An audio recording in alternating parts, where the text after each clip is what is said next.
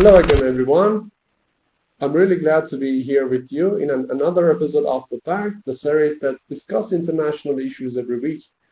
In this special episode, we have Mr. Jamal Wakim, who is an expert in international relations and modern Arab history, and he's with us in this episode from Lebanon. I would like to welcome him to the program. For the first question, I would like to ask about the roots of extremism in Middle East and generally in Arab world. So what do you say about the current situation that we're witnessing right now in the Middle East? And if these extremism actually comes from a different region, or is actually based and rooted in the Middle East and Arab country? Well, of course, in every religion, there are some people, some scholars who have some radical or rigid ideas. And this is not confined to religion, but it is also the case of ideologies, of secular ideologies. So I believe that the problem is not with ideology by itself, or let's say extreme ideas by themselves, but it's who invests in these ideas. And I believe that the grassroots of modern extremism in the Middle East in general and in the Arab world in particular were due to the investment of the United States in these groups, because they fit its geopolitical agenda. At one point in the 1950s and 1960s, to counter anti-imperialist movements, leftist movements, nationalist movements in the Arab Islamic world, the Americans invested heavily in a version of radical Islam, which was trained, organized by them, the likes of Al-Qaeda and the Taliban later on. And they were used to counter these rising movements at the time. So in the 1980s, they heavily invested in these groups, especially in their fight against the Soviet Union after its invasion of Afghanistan. And they thought that radical, or let's say these radical groups, could be the best way of soft power against the Soviet Union. In the past 20 years, these groups became the pretext for direct American intervention in the Middle East to redraw the geopolitical map of the region, part of the creative chaos strategy that was called for by the pacifist Clintons, for example. And they served well as a pretext for the invasion of Afghanistan and the intervention later on in Syria and Iraq after the invasion of Iraq by the United States, and elsewhere in the region, including Yemen, including parts of North Africa, because it fits the geopolitical directives of the United States to control the Middle East, and which is the hub, the intersection of international trade routes, and obstruct the rising Eurasia from having access to the East Mediterranean and, of course, to other outlets to maritime trade routes. So this is the strategy of the United States, and they are using these groups as a tool to cause trouble in some countries, and at the same time to serve as a pretext for direct American intervention on the other hand. So what do you think about the future of Saudi Arabia? What is your prediction about the future of this government? Well, with regards to Saudi Arabia, it has been a strong ally of the United States for the past century. Or before it, they were allies of the British, and then they became strong allies to the United States starting from the 1930s. Now the Kingdom of Saudi Arabia is passing through big challenges. On the internal level, the social structure of the country needs let's say, solutions or remedies or a new type of economic structure that could serve a new society. And this is why the kingdom launched the Vision 2030 challenge, which is to diversify the Saudi economy, not to rely only on oil exports, but to have industry, to have tourism, and at the same time, I believe that the conservative society that could remain conservative at one era, the Saudi leadership became aware that it needs to liberalize to a certain extent. And this is what's going on with cultural events, etc. At the same time, the power structure that could be centered around the religious,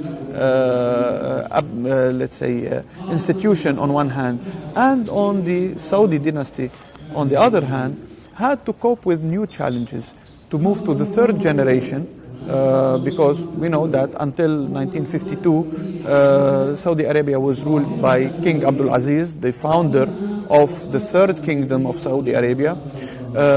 He was succeeded by his sons, but the line of sons will reach its end in a decade, and the Saudi leadership was aware of this. So with King Salman, he tried to shift power to a young prince who could serve for a long period of time as king, and at the same time assure the survival of the kingdom. So this was the challenge, and that's why Crown Prince Mohammed bin Salman had to break the two institutions, the religious institution, to make it more, flexible in the hand of a new power in order to meet new challenges, and at the same time to break the monopoly of the Saudi dynasty, which have expanded and became a class on top of the Saudi society.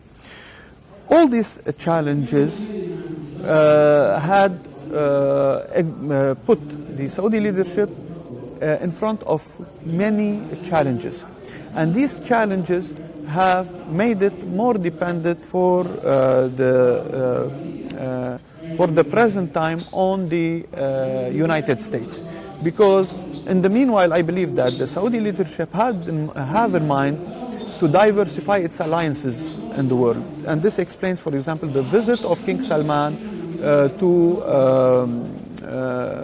Russia. And this explains also the strong relations between Saudi Arabia and China, the economic relations.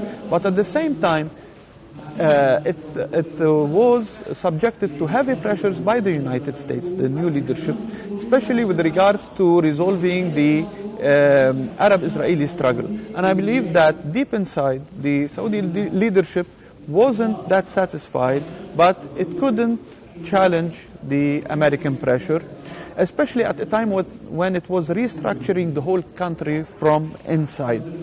And this explains why Saudi Arabia, upon American pressures, it had to go to war in Yemen, because the only beneficiary from the war in Yemen are the Americans, and the second beneficiaries are the Emiratis.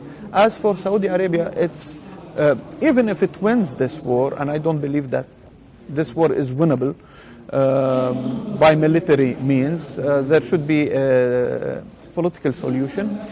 But even if it wins this war, the cost is heavy on Saudi Arabia, whether in terms of economy or military hardware.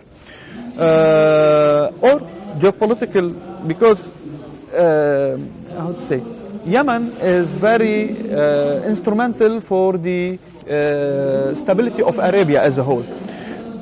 But it was the United States who wanted to divide Yemen into 6 or 7 states, because they don't want a big entity on international highways.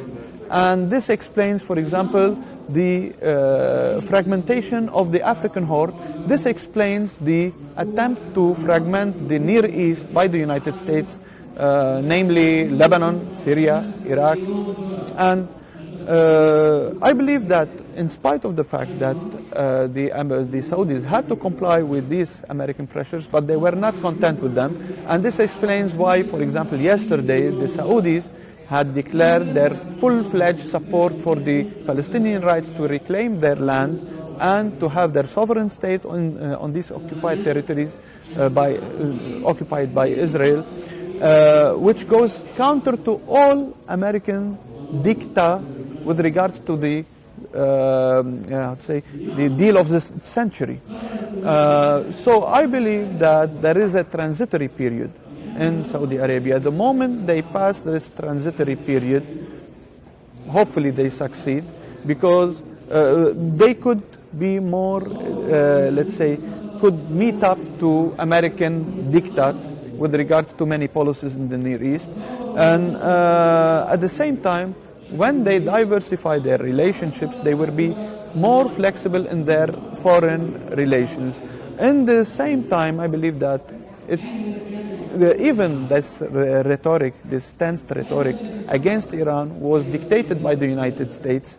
And of course, it was also due to what the Saudis consider as Iranian intervention in Iraq and in Syria, which are part, or from a Saudi perspective, it's part of the Saudi zone of influence. So, but I don't believe that these differences are that strong to overcome or difficult to overcome, especially when we understand that geopolitical drive of Iran is not towards directly towards the Arab Near East, but it's towards Europe via the Anatolian Plateau, mainly. So this is my geopolitical understanding of the future of the kingdom. And I don't believe that, in spite of the hostility between Iran and Saudi Arabia now, the Iranian policy isn't to lead to a collapse of Saudi Arabia, because it would affect this collapse. If it happens, it would affect the whole stability in the Near East or in the Middle East.